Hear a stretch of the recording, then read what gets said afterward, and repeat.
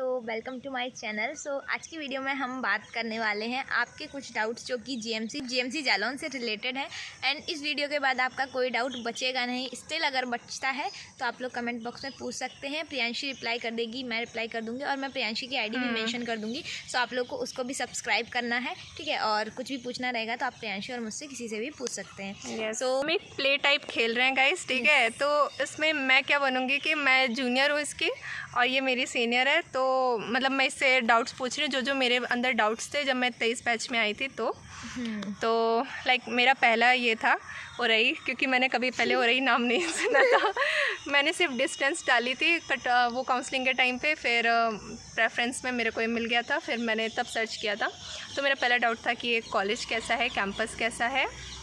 तो so firstly अगर बात करी जाए उदय की, तो सबसे पहले सबको नाम सुन के ही लगता है पता नहीं कितना देहाती एरिया होगा एंड ब्ला ब्ला।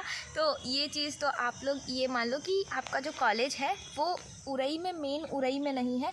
मतलब मेन उरई कहने का ये उरई से काफ़ी आगे है। तो यहाँ पे जो आपको मार्केट वगैरह है तो एकदम आपको सड़क पे नहीं मिलेगा। सड़क पे आपको थोड़ी मोड़ी चीज़ें मिल जाएंगी आपकी ज़रूरत की, जैसे आपको खाने पीने का मिल जाएगा, है ना, थोड़ा खाने पीने का सामान मिल जाएगा। बाकी अगर आपको मेन चीज़ चाहिए जैसे कपड़े वगैरह ख़रीदने हैं तो उसके लिए आपको जाना पड़ेगा मेन मार्केट। कपड़े, बुक्स, ये सब चीज़ें अगर आपको खरीदनी पास में है, हाँ, तो उसके लिए आपको यहाँ से 10 रुपये देंगे, आप ऑटो से आप चले जाएंगे। ऑटो वगैरह यहाँ पे आपको गेट पे मिल जाएंगे, ठीक है। बट कैंपस के अंदर कोई ऐसी दुकान वगैरह नहीं है जहाँ पे आप ये सारी चीज़ें खरीद सको। गेट पे आपको खाने पीने का सामान मिल जाएगा और अपना डेली यूज़ का सामान मिल जाएगा। कैफेटेरिया वगैरह सब है, हाँ, कैफेटेरिया यहाँ पे है तो आप लोग वहाँ पे भी खाने पीने के लिए जा सकते हो।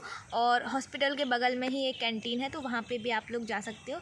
बाकी अगर आपको जैसे कैफ़े वगैरह में जाना है तो उसके लिए आपको बाहर जाना पड़ेगा, इधर कैंपस के आसपास नहीं है। सो अगर आप लोग 10-20 रुपये दे के जाओगे तो आप लोग को मिल जाएगा। कैंपस के पास में भी अब तो बन गए हैं, अब बन गए हैं, मतलब हमारे टाइम पे नहीं थे, उस टाइम पे जब हम लोग आए थे। तो ये है। तो मेरा सेकंड डाउट था कि लाइक थोड़ा हंसी आएगी बट मैं चाय की थोड़ी शौकीन थी, तो मेरा ये डाउट था कि क्या यहाँ पे चाय की टपरी और कैफेटेरिया वगैरह ऐसी चीज़ें प्रेजेंट है जहाँ पे मैं चाय पी सकूँ। हाँ, तो ऑब्वियसली कैंपस के अंदर कैफेटेरिया है एंड गेट पे तो बहुत सारी चाय की टपरी मिल जाएंगी, क्योंकि ये थोड़ा वैसा एरिया है तो यहाँ पे चाय के शौकीन लोग बहुत ज़्यादा हैं। तो चाय वगैरह मिल जाएगी आपको आराम से, मतलब कई सारी दुकान है जहाँ पे आपको मिल जाएगी, एक ही नहीं है।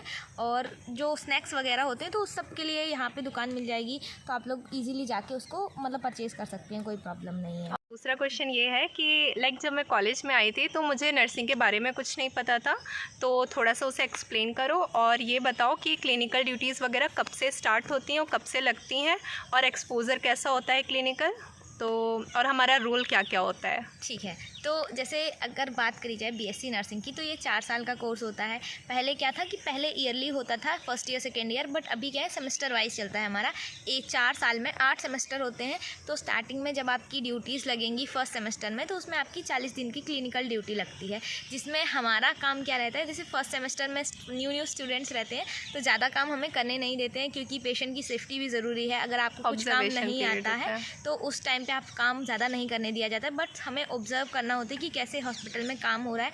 और मेनली हम लोग अपने बिना कह सकते हैं इंस्ट्रूमेंट वगैरह को टच किए कितना पेशेंट को हम लोग गाइड कर सकते हैं या फिर एजुकेशन प्रोवाइड कर सकते हैं उसकी बीमारी से रिलेटेड, कि आप लोग को किन चीज़ों का ध्यान रखना है, कैसे आप ठीक हो सकते हो, उसकी डाइट को बता सकते हैं हम और उसको एजुकेट कर सकते हैं कि ये बीमारी इन सब चीज़ों से फैलती है तो आपको इन सब चीज़ों से दूर रहना है। मतलब बिना टच किए पेशेंट को और बिना कोई इंस्ट्रूमेंट के हम लोग जितना अपना ओरली जितना समझा सकते हैं पेशेंट को, तो वो सारी चीज़ें रहती हैं फर्स्ट ईयर में, ठीक है। और फर्स्ट ईयर में ज़्यादा कोई वैसा काम नहीं होता है हाई फाई, तो आप लोग जनरली जिसको कुछ नहीं आता तो वो भी धीरे धीरे सीख जाएगा, उतना ज़्यादा टेंशन लेने की भी ज़रूरत नहीं है।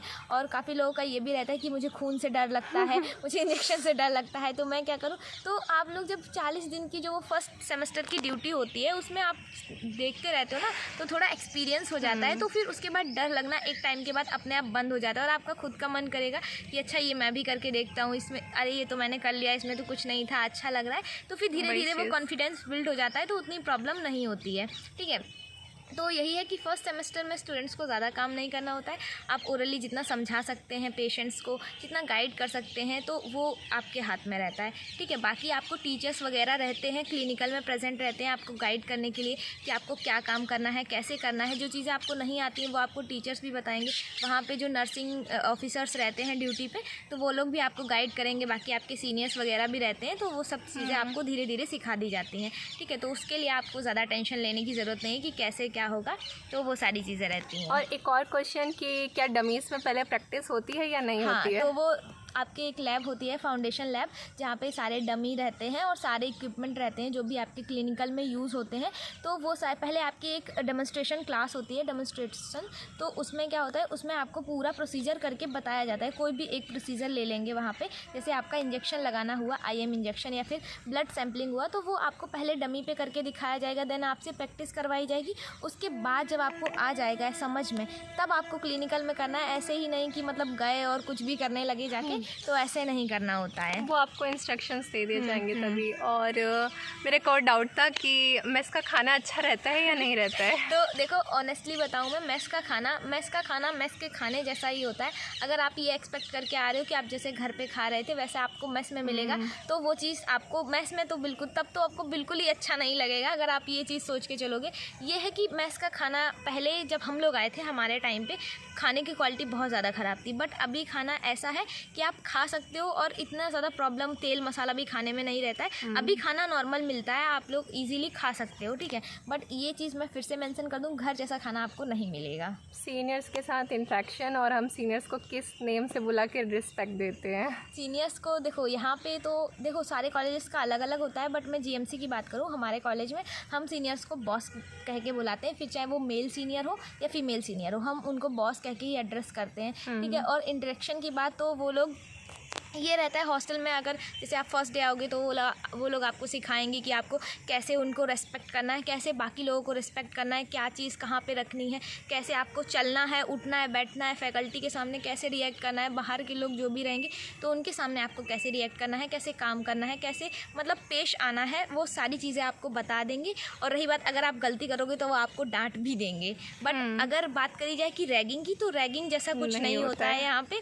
और हाँ, यही है कि रैगिंग जैसा कुछ नहीं होता है, रैगिंग भी नहीं होती, बस इंटरेक्शन ही होता है। इंटरेक्शन का मतलब अगर कोई आपको गाइड कर रहा है और फिर भी आपको सही चीज़ें बताई जा रही हैं, फिर भी आप नहीं मान रहे हो, तो उसके लिए वो लोग आपको डांट सकते हैं। और ये चीज़ आई थिंक घर पे भी होती है कि अगर आपके पेरेंट्स आपको कुछ बता रहे हैं और आप उसको फॉलो नहीं कर रहे हो, तो डांट तो पड़ेगी ही पड़ेगी, ठीक है। तो यही सब है, बस रैगिंग जैसा कुछ नहीं होता यहाँ पे। रैगिंग के लिए अगर आपको ऐसा लगता है कि आपके साथ कुछ गलत हो रहा है, तो उसके लिए यहाँ पे कम्युनिटी बनी हुई है। या फिर आप लोग ऑनलाइन भी, अगर आपको लग रहा है कि बहुत इशू हो रहा है, तो आप लोग ऑनलाइन वगैरह भी कंप्लेंट कर सकते हैं। कॉलेज में आप फैकल्टी के पास जाएंगे तो ऑब्वियसली वो लोग भी आपको सपोर्ट करेंगे अगर आपको ऐसा कुछ लग रहा है तो।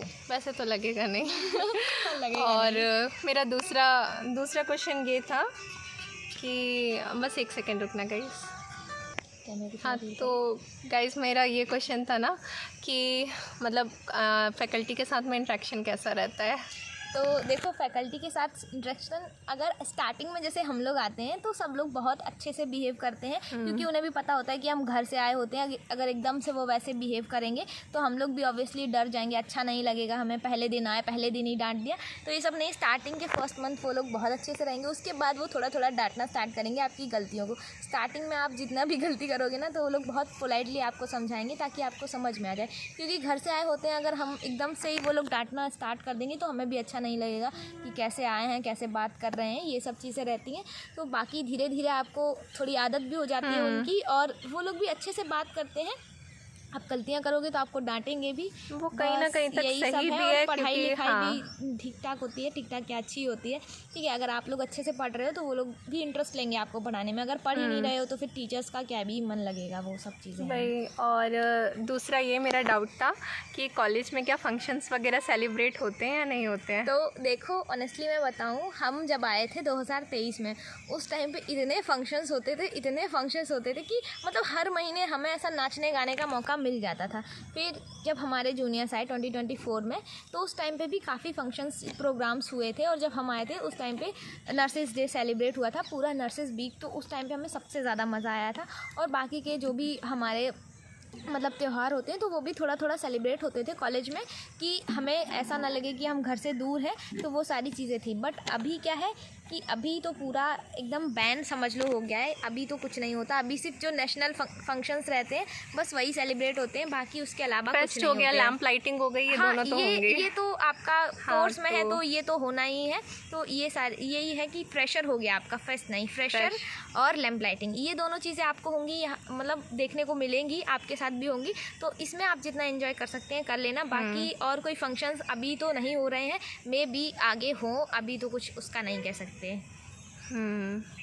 और मेरा ये और डाउट था कि जैसे कॉलेज की टाइमिंग क्या क्या रहती है? कॉलेज की टाइमिंग पहले जब हम आए थे तो पता नहीं क्यों जब हम आए थे तो सब कुछ इतना ज़्यादा होता था ये बात सही है। और अभी तो ऐसा लगता है कि जो चीज़ इतनी बड़ी थी ना, इतनी बड़ी सी, अब बस इतनी छोटी सी रह गई। जब हम आए थे तो कॉलेज की टाइमिंग थी 9 to 5, ठीक है। अब कॉलेज की टाइमिंग हो गई है 9 to 4, ठीक है। और जिसमें आपका अगर क्लिनिकल रहेगा, अभी फर्स्ट सेमेस्टर में स्टार्टिंग से तो क्लिनिकल लगेगा नहीं, कुछ दिन आप लोग पहले कॉलेज में मतलब कोर्स वगैरह कर लोगे, मतलब कोर्स कहने का मतलब कुछ आपकी एकेडमिक थोड़ा आगे बढ़ जाएगा, उसके बाद ही क्लिनिकल करवाएंगे। तो जब क्लिनिकल लगता है तो वो आपका मॉर्निंग टाइम में लगता है फर्स्ट सेमेस्टर में, ठीक है। तो वो रहता है आपका 9 to 12 या फिर 9 to 1, वो देखो अभी उस टाइम पे कितना लगाते हैं। बट हाँ, 9 to पहले आपका 9 to 1 रहता है कॉलेज, उसके बाद 1 घंटे का लंच होगा, फिर आपका 2 to 4 क्लासेस रहेंगी। तो ये शेड्यूल चल रहा है अभी तो।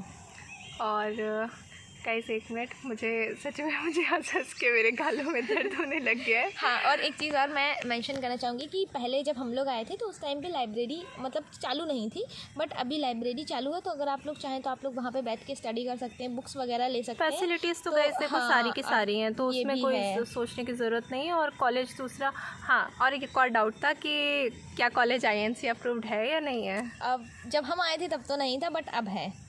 तो अब है, तो अब हमें INC अप्रूव की INC डिग्री का लेके अप्रूवल जाएंगे। मिल गया है, हमारे सामने ही इंस्पेक्शन वगैरह हुआ था, तो उसमें काफ़ी काम भी किया था हम लोगों ने। मतलब क्वेश्चन वगैरह पूछे गए थे और कॉलेज वगैरह, हॉस्टल वगैरह सब कुछ उन लोग को दिखाया गया था।